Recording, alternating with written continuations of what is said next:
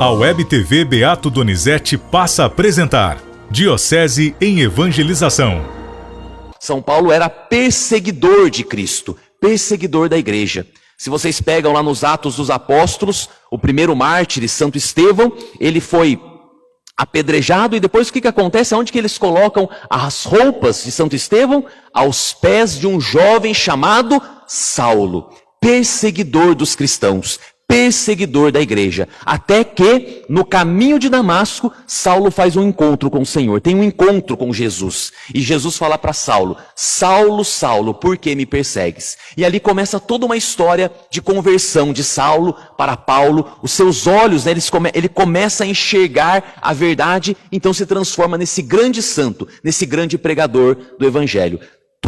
Ambos, né, Pedro e Paulo, dão a vida por Cristo. Pedro, né, é crucificado de cabeça para baixo em Roma, Paulo é decapitado. Ou seja, alcançam a santidade pela coroa do martírio com a graça de Deus. Mesmo sendo fracos, eles alcançam com a graça de Deus a santidade. Segunda mensagem, irmãos, busquemos a santidade.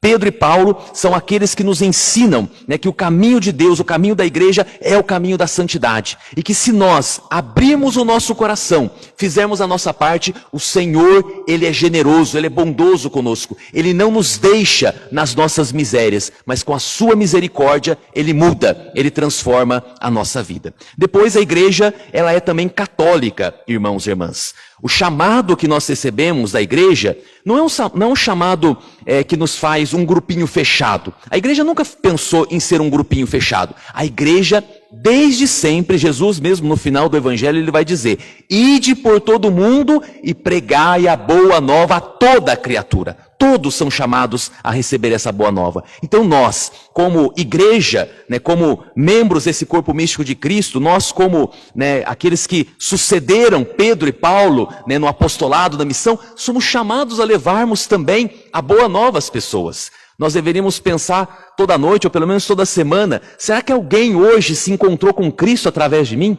Será que alguém hoje viu na minha vida, através da minha vida, mesmo que eu não falei o nome Jesus necessariamente, mas será que alguém, através dos meus gestos, se encontrou com Jesus Cristo?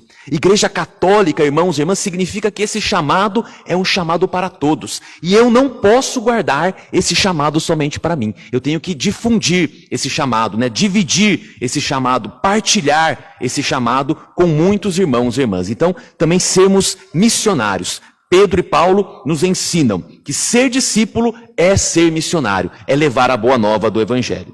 A Web TV Beato Donizete apresentou Diocese em Evangelização.